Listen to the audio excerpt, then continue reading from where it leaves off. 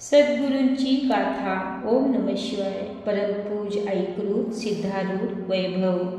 काही दिवसानंतर गजदंड स्वामींनी सिद्धारूढाला जवळ बोलावून घेतले आणि श्री मल्लिकार्जुन, कृपे करून तुला ज्या आत्मज्ञानाची प्राप्ती झाली आहे त्याची ज्योत अंतःकरणात सदैव जागृत ठेवून तू तीर्थाटनास जाण्यास निघ आणि तुला प्राप्त झालेल्या ज्ञानाचा विनियोग अज्ञजनास बोधामृत पाजून त्यांचा उद्धार करण्याकडे कर असे सांगितले.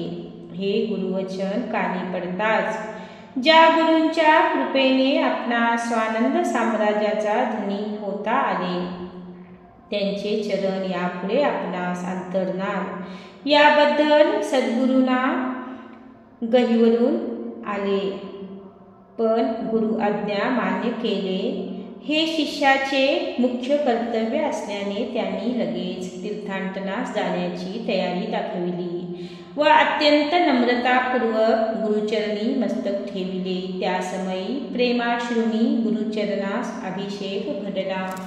मनुष्याने विषयात निमग्न होऊन राहण्यापेक्षा आत्म्याशी एकरूप होऊन राहणे श्रेष्ठ. आत्मानंद एकट्यानेच लुटण्यापेक्षा देहभानावर येऊन तो आनंद मिळविण्याचा मार्ग अज्ञजनांना दाखविणे त्याहून श्रेष्ठ आणि त्यांना केवळ भक्तिपंथाला लावण्यापेक्षा मुक्ती सुख प्राप्त करून देणे हे सर्वश्रेष्ठ आणि थोर कार्य आहे.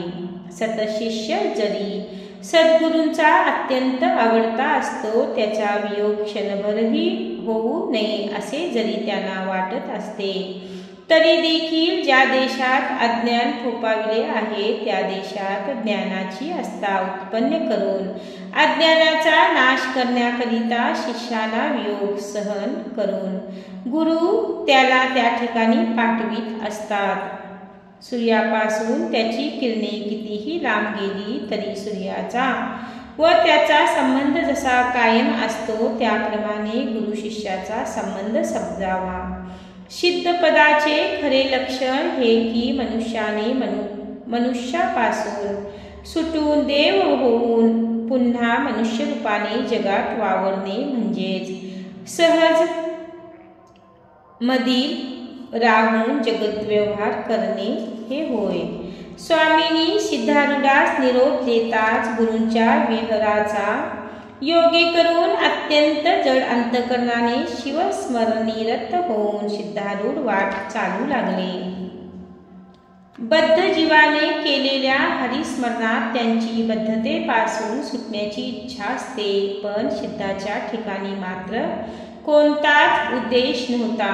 सिद्ध योगींद्र प्रत्येक तीर्थक्षेत्रात 3 अगर 7 कधी अधिक दिवस मुक्काम करीत व ज्या ज्या गावी जात त्या ठिकाणी आपला बोधामृताचा योगे करून अज्ञजनास तृप्त देत असत. एकदा ते मोगलाई राईस गेले तेव्हा त्यांनी गावात प्रवेश केला. तोच जोरात वारा सुटून पाऊस पडू लागला म्हणून ते एका वाड्यात शिरले.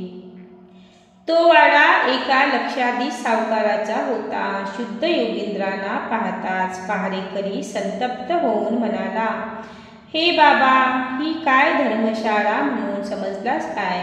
चालता हो येथून. हा आमचा सावकाराचा वाडा आहे. परवानगीशिवाय तू गेटाच्या आत आलास. वास्तविक लक्षाधीश कोण? ज्याचे परिपूर्ण लक्ष परमेश्वरप्रत पोहोचविले आहे असा तो सिद्ध पुरुष, तो एक खरा लक्षाधीश होय.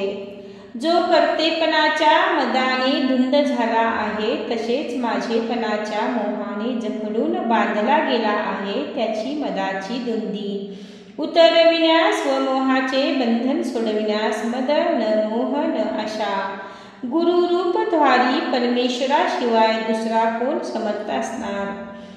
पहारेकऱ्याने वाटेल तसे अपशब्द उच्चारले तरी सिद्ध योगींद्रांची शांती ढळली नाही.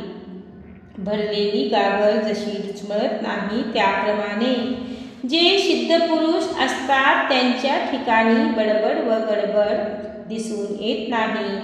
सावकारांच्या नोकरांचे बोलणे संपल्यावर शुद्ध योगींद्र म्हणाले, अहो बुवा, रागावू नका.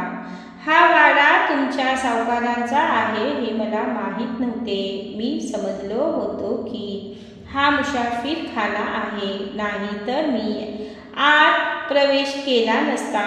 सिद्ध पुरुषांचे बोलणे म्हणजे रुपयाप्रमाणे आणि सामान्य माणसांचे बोलणे म्हणजे रुपयांच्या पै जमा केलेल्या चिल्लरीच्या गोठवड्याप्रमाणे होय.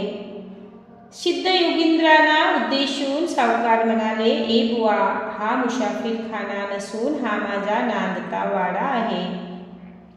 करिता तुम्ही येथून चालता व्हा. सिद्ध पुरुषांच्या दर्शन, स्पर्शन व संभाषणात अद्भुत सामर्थ्य भरलेले असते. शुद्ध योगींद्रांच्या तेजामुळे सावकारांची वृत्ती एकदम पालटली. लगेच त्यांना साष्टांग नमस्कार घातला. त्यानंतर आपल्या दिवाणखान्यात बोलावून नेऊन त्यांना उच्चासनी बसविले आणि दूध फळे अर्पण केली. तसेच अभ्यंग स्नान करून त्यांची पाद्यपूजा केली व त्यांना सुग्रास भोजन दिले. बोलता बोलता सिद्ध योगींद्रांनी सावकाराला प्रश्न केला, मगाशी तुम्ही म्हणालात की हा मुसाफिर खाना नाही, हा माझा नांदता वाडा आहे. तेव्हा सध्या या वाड्यात कोण राहतो? सावकार म्हणाला, मी राहतो. तुमच्या जन्मापूर्वी कोण राहत होते? माझा बाप राहत होता. त्यापूर्वी कोण राहत होते? माझे आजा. हे ऐकून सिद्ध योगींद्र म्हणाले, तुमच्या पूर्वजांच्या हयातीचा काळ म्हणजे एक दिवस असे समजा.